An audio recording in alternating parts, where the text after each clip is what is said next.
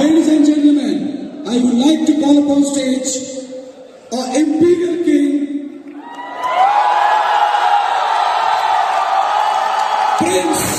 Prince on 2 IDs, and many more, a youth icon, the heartthrob. Ladies and gentlemen, please welcome Mr. Vikas Ghosh.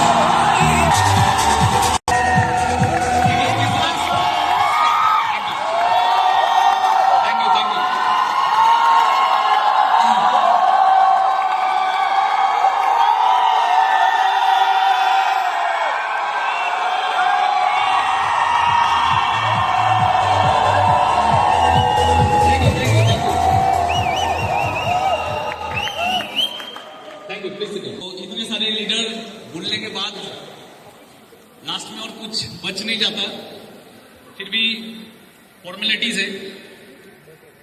लेकिन ऐसे programme में सबसे ज्यादा problem होता है, सुनाई दे रहे थे? तो ऐसे बड़े प्रोग्राम में सबसे ज्यादा दिक्कत होता है। एक कहावत बोला था अमित सेन ने, बांग्ला एक कथा আছে, বুদ্ধের সাথে বোদ্ধাগিরি দেখাতে নেই, बुद्धेर काছে গিয়ে बोद्धागिरी दिखाते नहीं।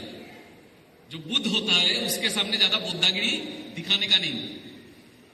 तो आज स्मार्ट वैल्यू में जिन लोगों से मैंने सीखा है, जिन लोगों का कहानी सुन के मैं बड़ा हुआ, जिन लोगों का ट्रेनिंग लेके मैं बड़ा हुआ, और इतने बड़े बड़े हस्ती इन लोगों के सामने बोलना ये घबराहट का बात है।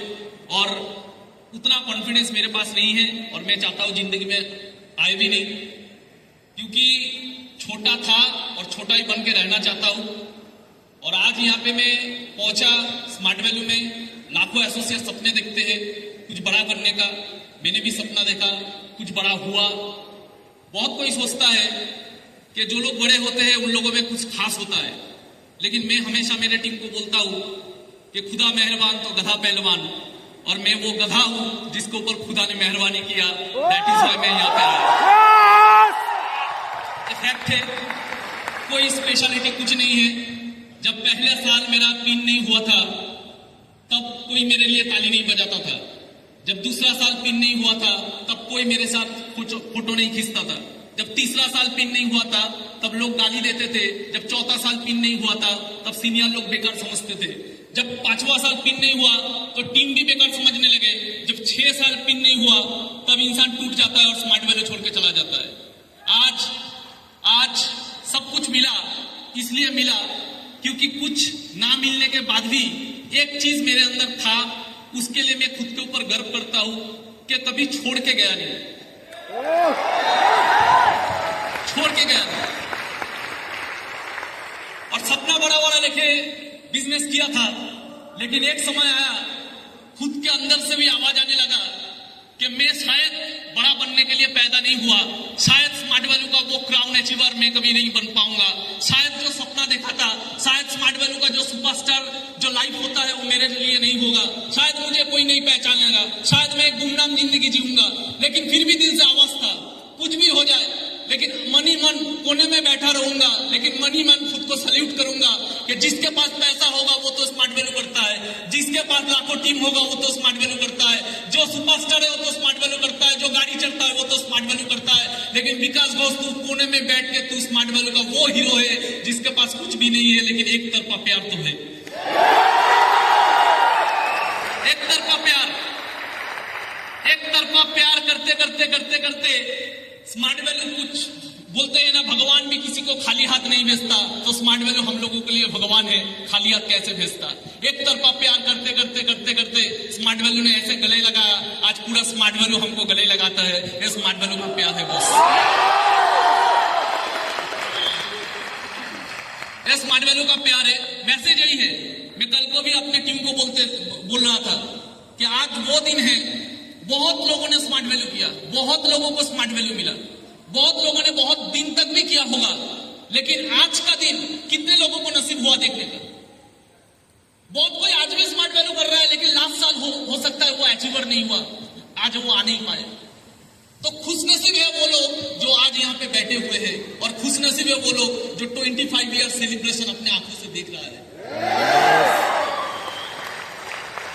ऐसे कितना सेलिब्रेशन हुआ था पहले, ऐसे नहीं, इतना बड़ा नहीं, लेकिन हुआ था।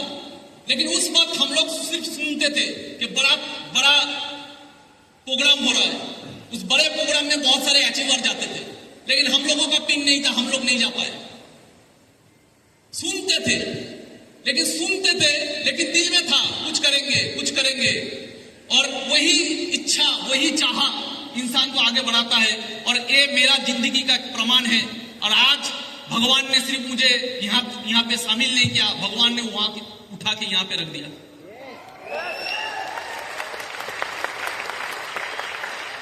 मैसेज तो बहुत कुछ देने का नहीं है कम टाइम में, लेकिन एक ही मैसेज देना चाहूंगा। कुछ भी काम कीजिए, स्मार्ट वैल्यू कभी भी बिजनेस माइंड में मत कीजिए। ये मेरा फिलोसॉफी है, मैंने कभी नहीं किया। स्मार्ट वैल्यू कभी भी बिजनेस माइंड में मत कीजिए, स्मार्ट वैल्यू हमेशा कीजिए देशभक्त की माइंड से। एक देशभक्त अगर स्मार्ट वैल्यू करता तो कैसे करता? मैं हमको 100% श्योरिटी देता हूं, अब कभी मरोगे नहीं, अब कभी हारोगे नहीं। एक देशभक्त कभी नहीं हारता। कुछ देर पहले एक ऐसे इंसान जो गोल्ड जीते हैं, हम लोगों का देश का एक रत्न है, उनका एक हाथ नहीं है, लेकिन उनके पास क्या था? देशभक्ति था। देशभक्ति बहुत बड़ा चीज होता है। किसे कहते हैं देशभक्त? जब एक आदमी जिसका नाम था तानाजी मालुसरे, छत्रपति शिवाजी महाराज का एक सपना था स्वराज। उस स्वराज का सपनों को अपने कंधों पे लिया, हाथ कट गया, फिर भी लड़ता रहा और लास्ट तक मरते दम तक अपना जुबान रखा। उसके कहते हैं देशभक्ति। एक लीडर जब कोई सपना देखता है, आपका टीम का कोई लीडर कोई सपना देख रहा है, एक ऑर्गेनाइजेशन कोई सपना देख रहा है, आपका टीम कोई सपना देख रहा है, उसको कंधों पे लो और मरते तब तक उसके लिए खुद को विलीन कर दो, उसे कहते हैं देशभक्ति। जैसे तानाजी मालुसरे ने किया। दोस्ती में भी देशभक्ति होता है। दो दोस्त थे जिन्होंने कसम खाई दोस्ती में फांसी चढ़ जाएंगे आजादी के लिए। वो दोस्त भी इतिहास लिख सकता है अगर उस दोस्त का भी अगर देशभक्ति हो। दो दोस्त ने कसम खाया, मरेंगे तो भगत सिंह के साथ मरेंगे तो देश की आजादी के लिए मरेंगे। फांसी चढ़ गई इतिहास के नाम पे राजगुरु सुखदेव बन गया। उसे कहते हैं दोस्ती, लेकिन वो भी होता है देशभक्ति। आप तानाजी मालुसरे बन जाओ अपने कंधों में किसी लीडर का सपना लिए हुए, या तो देशभक्त बन जाओ राजगुरु और सुखदेव जैसे। ऐसे ही एक इंसान थे, वो भी थे देशभक्त, जो शख्स ने अपना घर छोड़ दिया, अपना परिवार छोड़ दिया, अपना आलीशान नौकरी छोड़ दिया, पूरा जिंदगी छोड़ दिया, सब कुछ छोड़ दिया और गुमनामी का जिंदगी बिताते रहे। वो नेताजी बने, वो देशभक्त बने। आज भी दुनिया उन्हें सुभाष चंद्र के नाम से जानता है। वो भी थे एक देशभक्त। अब किसी को भी देख लो, तानाजी मालुसरे हाथ कट गए, मर गए, फिर भी वादा निभाया। अब राजगुरु सुखदेव को देख लो, भगत सिंह के साथ लास्ट तक, मरने तक हंसते हंसते मरे। दोस्ती, लेकिन ऑब्जेक्टिव क्या था? फांसी चढ़ना, लेकिन देश के लिए। कुछ नहीं पाया इन लोगों ने। सुभाष चंद्र बोस आईसीएस ऑफिसर का नौकरी छोड़ के, आलीशान जिंदगी छोड़ के, घर छोड़ के, सब कुछ छोड़ के, गुमनामी का जिंदगी, जब मरा होगा कोई आग देने वाला नहीं होगा।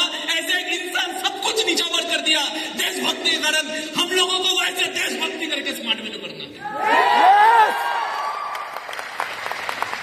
आने वाले 10 साल बाद गोल्ड अचीवर बन के रहेंगे, लेकिन कसम खाते रहेंगे कि जहां पे घूमेंगे अपना ही नहीं कहेगा कि मेरे टीम में बहुत सारे लोग हैं, लेकिन ये छेड़ दिन वाला है, छोटा पैसा कमाता है, लेकिन इज्जत स्मार्ट वैल्यू को सबसे ऊपर में रखता है। एक ही चीज मानता हूं, गाड़ी बड़ा ना हो चलेगा। हम लोगों का किस्मत में मर्सिडीज कहां था? हम लोग तो ट्रेन में चढ़ने वाले बंदे थे। इतना बड़ा सपना क्यों? सपना रखिए, लेकिन वो फ्रस्ट्रेशन नहीं बनना चाहिए। हम लोगों का किस्मत में गाड़ी कहां था? रिश्ता वाले फैमिली का लड़के हैं हम लोगों का किस्मत में गाड़ी कहां था? तो गाड़ी था ही नहीं। एक मौका तो मिला, अरे कोई तो मौका दिया, कोई तो गले लगाया, अरे उसके लिए गाड़ी ना भी हो। स्मार्ट वैल्यू में एक 20,000 का नौकरी करते पूरा जिंदगी भर लोगों का गुलाम बनते, 20,000 नौकरी कमाएंगे, लेकिन स्मार्ट वैल्यू करेंगे क्योंकि इसने गले लगाया है। इसने गले लगाया है। हम तो माटी के दिए हैं, हम तो माटी के दिए हैं, हवा से कैसे लड़ते? हम तो माटी के दिए हैं, हवा से कैसे लड़ते? इसका हाथ था, नहीं तो कब के मिट जाते। कौन है हम लोग? हम लोग कुछ नहीं है बॉस।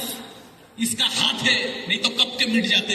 हम कुछ नहीं है, हमारा औकात नहीं है। तो मैं यही जानता था कि जिंदगी में गाड़ी ना हो तो चलेगा, क्योंकि हम लोगों का किस्मत में तो गाड़ी था नहीं। एक मौका मिला है, चले देखते हैं कितना दूर किया जाता है। समझ में आ रहा है ये सुनो? तो बनना है तानाजी मालुसरे जैसा, ऐसे लीडर बनना है कि लीडर के नीचे लीडर बने, तानाजी मालुसरे बनना है। तो वो बनना है जो राजगुरु अक्षुत बन सकता है। बनना है तो स्मार्ट वैल्यू का एसोसिएट ऐसे बनो कि आपका टीम लीडर भी बोले मेरा दोस्त है, ये है राजगुरु, ये है सुखदेव।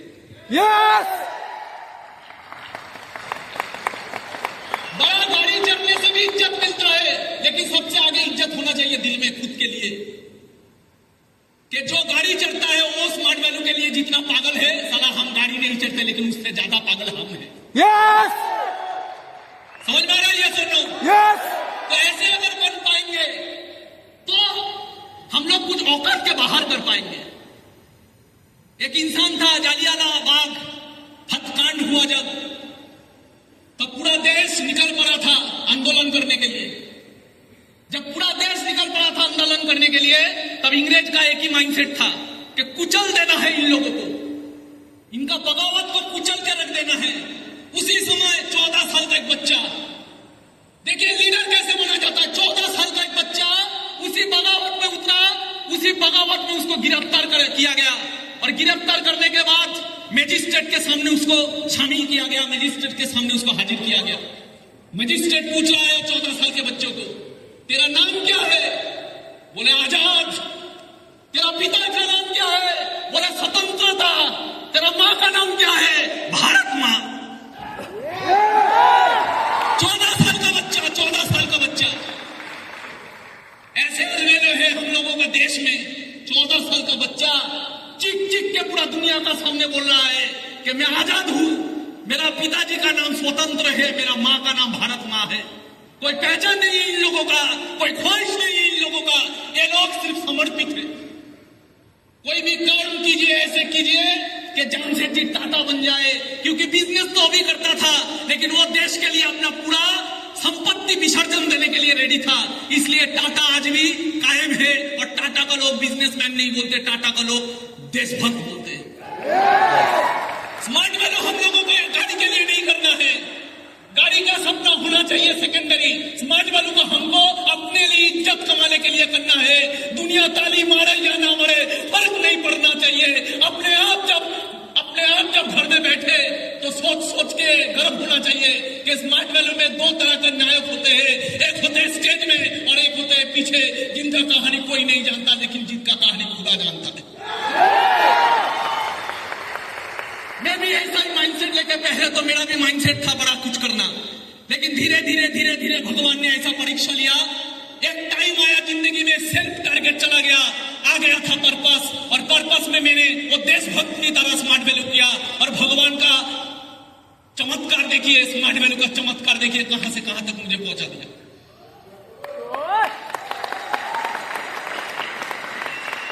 ऐसे देशभक्त बनना है, ऐसे देशभक्त बनना है जो भगत सिंह होता है। क्या था इनमें था पागलपंती, इनमें था देशभक्ति। मां कहता है भगत सिंह को, भगत मुझे घर में बहू चाहिए, भगत तेरे सर पे मुझे सहरा देखना है, मुझे घर में बहू चाहिए। भगत सिंह क्या बोलता है? भगत सिंह बोलता है, मां इस गुलाम भारत में अगर मेरा कोई दुल्हन होगा तो सिर्फ मौत होगा। और वही भगत सिर्फ मुंह से नहीं बोला, मौत को आलिंगन कर लिया, मौत को अपना लिया, और जाते जाते मां से बोल गया, मां तू रोना मत, मां तू है भगत की मां, तेरा लाल मर के भी कभी मरेगा नहीं। तू ना रोना मत मां, तू है भगत की मां, तेरा लाल कभी मर के भी मरेगा नहीं। अरे घोड़े चढ़ के तो दुल्हन लाते हैं सभी, हंस के हर कोई फांसी चढ़ेगा नहीं। घोड़े में चढ़ के दुल्हन तो लाते हैं सभी, हंसते हंसते हर कोई फांसी चढ़ेगा नहीं। अरे पैसे के लिए स्मार्ट वैल्यू तो करते हैं सभी, जिंदगी में सिर्फ देशभक्ति के लिए स्मार्ट वैल्यू हर कोई करेगा नहीं। जीता रहा भारत मां, तूने शेर के बच्चे पाले हैं, तूने शेर के बच्चे पाले हैं। भगत सिंह शेर का बच्चा, नेताजी सुभाष बोस शेर का बच्चा, राजगुरु सुखदेव शेर का बच्चा, तूने शेर के बच्चे पाले हैं। शिवाजी शेर का बच्चा, तूने शेर के बच्चे पाले हैं। जीता रहे भारत मां, तूने शेर के बच्चे पाले हैं।